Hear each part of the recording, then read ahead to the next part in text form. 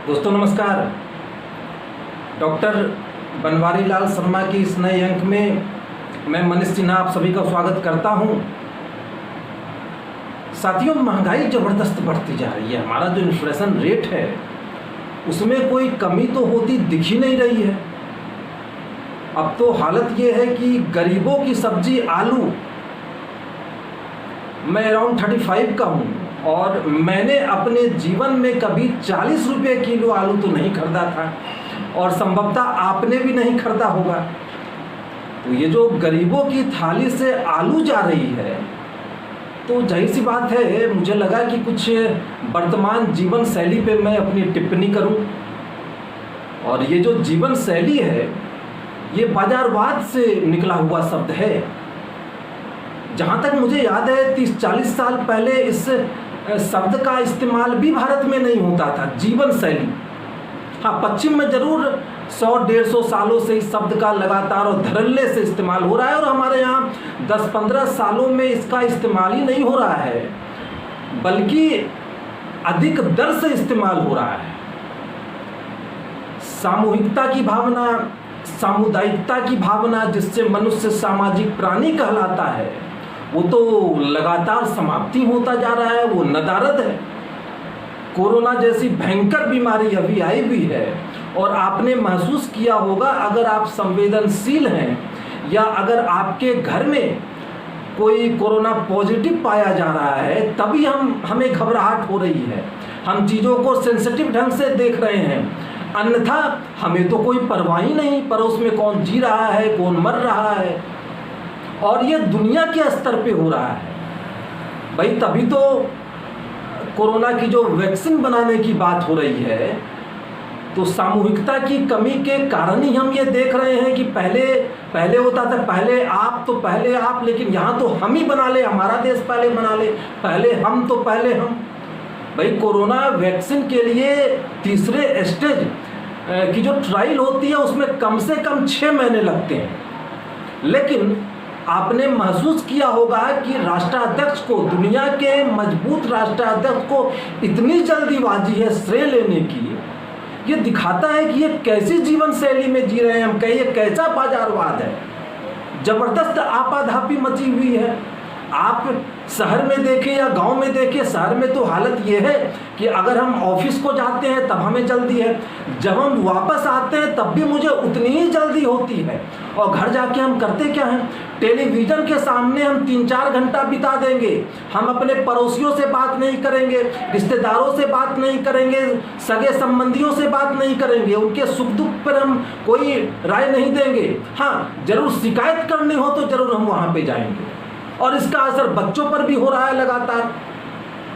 पैसे कमाने की जो होड़ है ये बच्चे देख रहे हैं तो उन्हें भी लगता है हम तुरंत अमीर बन जाएं, और उसके लिए या तो कॉरपोरेट उससे 24 घंटा काम करवा रहा है या करवाएगा, या फिर वो गलत सही काम करेंगे, वो अपराध की ओर उन्मुख होंगे।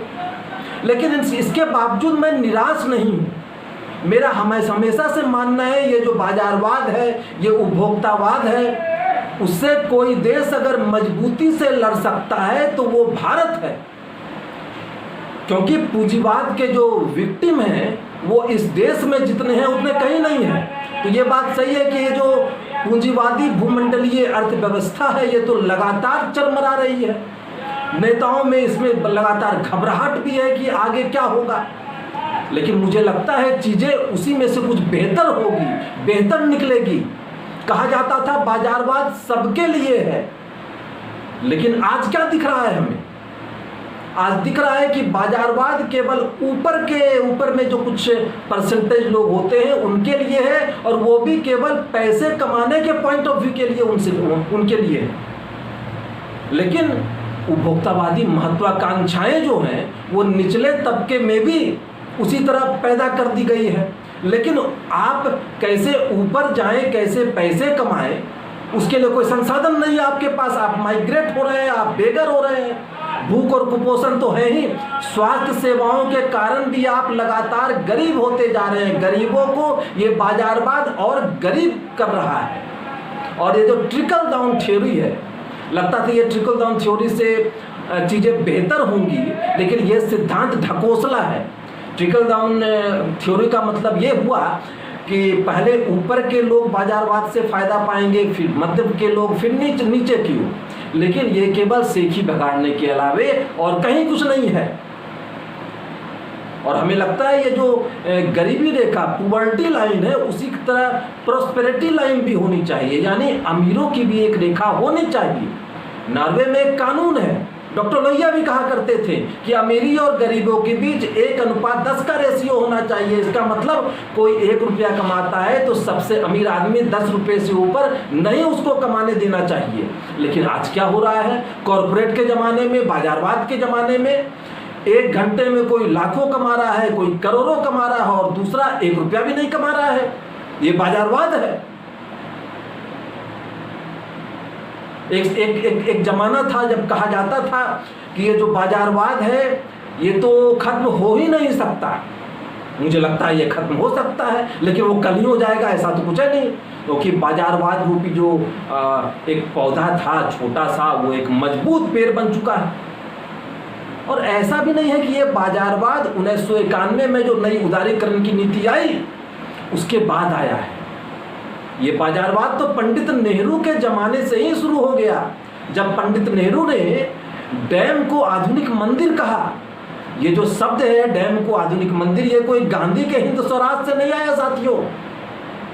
बाद में इंदिरा गांधी के द्वारा जो नीति लाई गई, जो तथाकथित विकास किया गया, वो इसी नीति के तहत किया गया। फिर राजीव गांधी ने तो देश को 21वीं शताब्दी में ले जाने की बात करी थी, और 1991 के बाद क्या हुआ है हम सब देख रहे हैं। सवाल ये है कि जब 1995 से लेके अब तक लगभग 4 लाख के करीब किसान आत्महत्या कर चुके हो, तो क्या इस बाजारवाद को जारी रहना चाहिए? जलवायु परिवर्तन हो रहा है। हालत यह है कि बांग्लादेश बहुत जल्द डूबेगा आने वाले दशकों में, और अगर बांग्लादेश डूबेगा तो वो उनके जो लोग हैं, उनके देश के लोग, वो कहाँ माइग्रेट होंगे? वो भारत की ओर आएंगे। सवाल ये है कि ये जो बाजारवाद है, ये उपभोक्तावाद है, ये कहाँ से आता है, ये कहाँ से पैदा होता है? इस उपभोक्तावाद को, बाजारवाद को हिंसा और सेक्स के थ्रू लाया जाता है। हिंसा और सेक्स के थ्रू इंसान को पहले कमजोर, अकेला और भयभीत बनाया जाता है। उसके दिमाग में ये ठूसा जाता है कि तुम्हारा जो काम है वो कोई सामाजिक काम नहीं कर तुम्हें करना है, तुम्हें केवल और केवल पैसा कमाना है। इकोनॉमिक्स में एक शब्द है होमो इकोनॉमिक्स, जिसका मतलब होता है कि ये समाज क्या है? समाज कुछ भी नहीं है। चूंकि तुम्हारा काम केवल पैसा कमाना है, इसलिए बुरा सा मतलब बुरे से बुरे काम करते वक्त भी तुम्हें बुरा नहीं लगना चाहिए, क्योंकि जीवन एंजॉय करने के लिए है। ब्रिटेन की एक प्राइम मिनिस्टर हुआ करती थी 70 और 80 के दशक के शुरुआत तक, मार्गरेट थैचर। उन्होंने ये कहा था, उन्होंने समाज की अवधारणा को ही सिरे से नकार दिया। लेकिन साथियों, मैं नहीं मानता कि there is no alternative, there is alternative. और ये जो निरंतरता और परिवर्तन का जो दौर है, वो लगातार एक साथ चलना चाहिए, और वो चलेगा। लोग लगातार प्रयासरत हैं। सवाल ये है कि हमें इस पर भरोसा करना होगा, क्योंकि ये जो कॉरपोरेटिव ताकतें हैं, उनका जो साम्राज्य है, उसके इतर जो व्यवस्था हम लोग बनाने की कोशिश कर रहे हैं, उसमें लगातार संघर्ष है।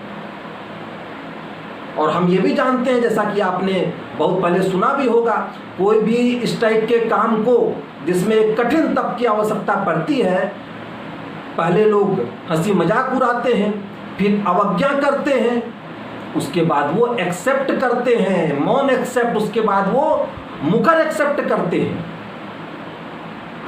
तो ये नहीं मानने का कोई कारण नहीं है कि इस व्यवस्था को हम तोड़ेंगे। इस व्यवस्था को हर हाल में तोड़ना होगा। और ये जो विकास की नीति है, जिसके तहत गरीब और लगातार गरीब होता जा रहा है, उसके समांतर एक ऐसी व्यवस्था बनानी होगी जिसमें हमको मन पे वश करना, इसका भी एक नजरिया होना चाहिए। आज हालत क्या है? हालत यह है कि जिसके पास कुछ नहीं है उसे थोड़ा चाहिए, जिसके पास बहुत कुछ है उसे सब कुछ चाहिए। लेकिन परेशान दोनों हैं। और दोनों में से कोई भी इस बात को समझने की कोशिश नहीं कर रहा है कि मन को संतुष्ट किए बिना आप पूरी तरह, दूसरे शब्दों में कहें कि आप अपने आप को स्थिर कर लेंगे, ऐसा नहीं होगा। ऐसा कभी नहीं हुआ है और ऐसा कहीं नहीं हुआ है। लेकिन ये जो और ज्यादा का कॉन्सेप्ट है ना कि और ज्यादा और चाहिए, ग्रीड इज गुड, इससे हमें दूर रहना होगा। लेकिन बाजारवाद आपको मानने नहीं देगा, उसकी पूरी कोशिश रहेगी आप उसे में घुसे रहे।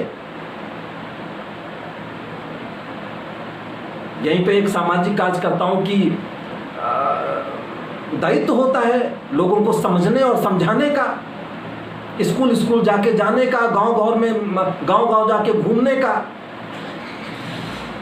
क्योंकि आप जानते हैं हम भारतीय काफी भोले होते हैं। यहाँ तो एक ऐसी शिक्षा नीति दी जा रही है जो केवल और केवल हमें एक्सेप्ट करना सिखाया जाता है। हमें वो शिक्षा नीति नहीं दी जाती है जहाँ पे हम पढ़ाने वालों के आंखों में आंखें डालकर हम ये बोल सके कि हाँ आप भी गलत हो सकते हैं। ऐसी शिक्षा नीति जिसमें दूसरे का गला उमेट कर कैसे पैसा कमाया जाए, वो शिक्षा नीति इस बाजारवाद के तहत दी जा रही है। और हमारी पूरी कोशिश होगी इस पूरी की पूरी बाजारवाद की प्रक्रिया को पलटने की, और हम पूरी तरह आशावान हैं कि हम सफल होंगे। तो साथियों, ये जो लगातार जो कुछ भी दिख रहा है, हमने सोचा इस बारे पे कुछ आपके सामने अपनी बात रखने को। और अगर आप हमारे वीडियो को पसंद करते हैं तो हम उम्मीद करते हैं कि आप लाइक भी जरूर करेंगे और शेयर भी जरूर करेंगे, और समय समय पर हम इस वीडियो को आपके सामने लाते रहेंगे। धन्यवाद।